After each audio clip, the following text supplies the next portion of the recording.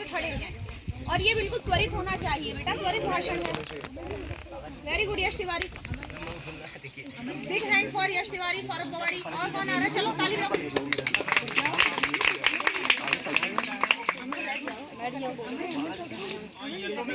Yellow में सब house wise आएंगे। अच्छा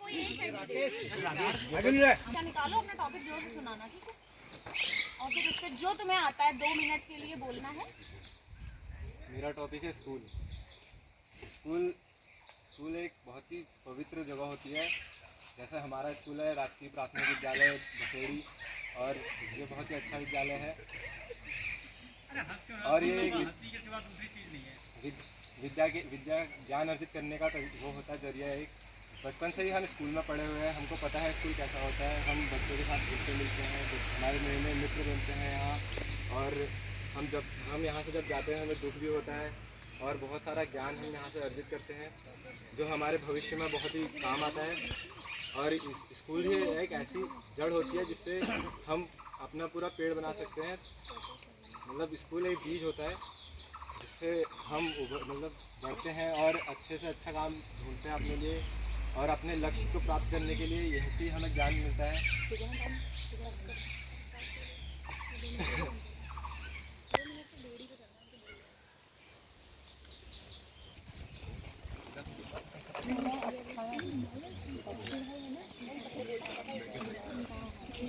मेरा विषय है वायु। वायु हमारे शरीर का एक अहम तत्व है और हमें जीने के लिए वायु की आवश्यकता पड़ती है। और वायु कई गैसों का मिश्रण होता है, समांगी मिश्रण होता है, और इसमें कई प्रकार की गैसें होती है जैसे नाइट्रोजन, ऑक्सीजन और हाइड्रोजन, हीलियम आदि। और वायु हमें जीने के लिए एक बेहद ज़रूरी साधन है। और पेड़ों के द्वारा हमें ऑक्सीजन के रूप में हमें गैस मिलती है, और वायु में भी ऑक्सीजन पाई जाती है। वायु हमारे चारों ओर है, लेकिन हम उसे देख नहीं सकते, केवल महसूस कर सकते हैं। और वायु एक समांगी मिश्रण है जैसा कि मैंने बता दिया है। और वायु को हम आप ऐसे किसी वायु को हम ऐसे किसी मापक से किसी फीते से माप नहीं सकते हैं, तो उसके लिए अलग विधि का उपयोग करना पड़ता है। वायु को मापने के लिए वायु का एक निश्चित आकार नहीं होता है, और ना ही इसका निश्चित आयतन होता है। जिस भी पात्र में हम इसको रखें वह उसी प्रकार का आकार ले लेता है, उसी प्रकार का लेकिन वायु की संपीड़ितता काफ़ी होती है, तो वायु को दबाया जा सकता है।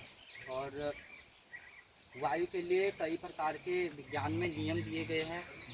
मुख्यतः मतलब गैस के लिए नियम दिए गए हैं, और जिसमें बॉयल का, चार्ल्स का नियम और डाल्टन का आंशिक दाब का नियम यह कक्षा 11वीं में और 12वीं में पढ़ाया गया है।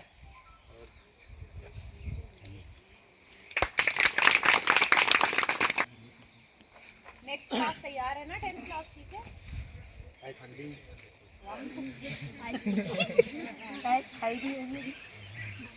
आजकल जैसे कि सबको होता है कि हम आइसक्रीम को अपने मजे के लिए खाते हैं, और हमें बहुत अच्छी लगती है। और आइसक्रीम सब बच्चों को पसंद भी होती है।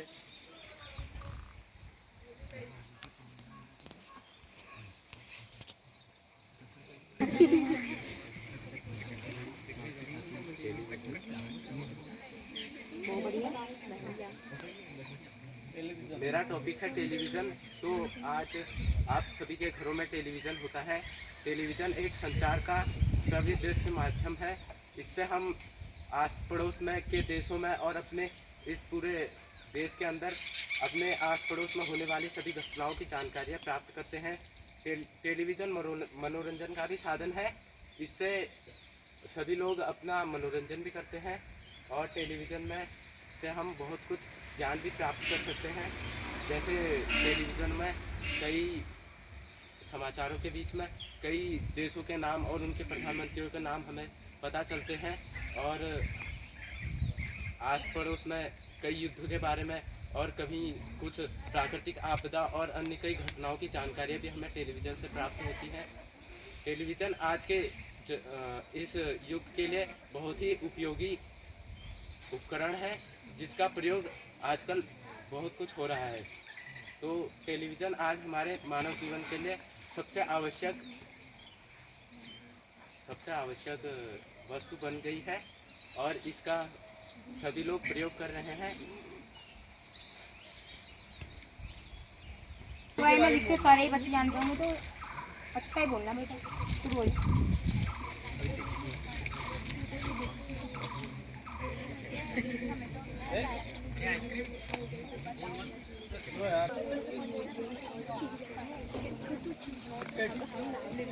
क्रिकेट एक ऐसा खेल है जो हम सभी का पसंदीदा खेल होता है।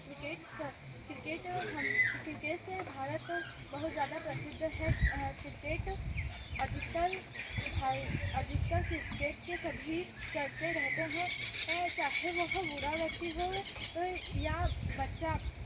क्रिकेट खेलने वाले लोग भी बहुत प्रधानमंत्री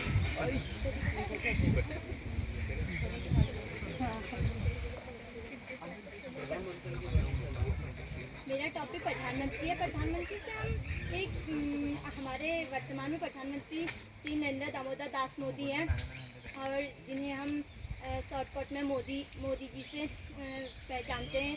और प्रधानमंत्री एक ऐसा शख्स है जो पूरी दुनिया में अपना रुतबा दिखाता है, जिससे उसे पूरे संसार को मेंटेन करना पड़ता है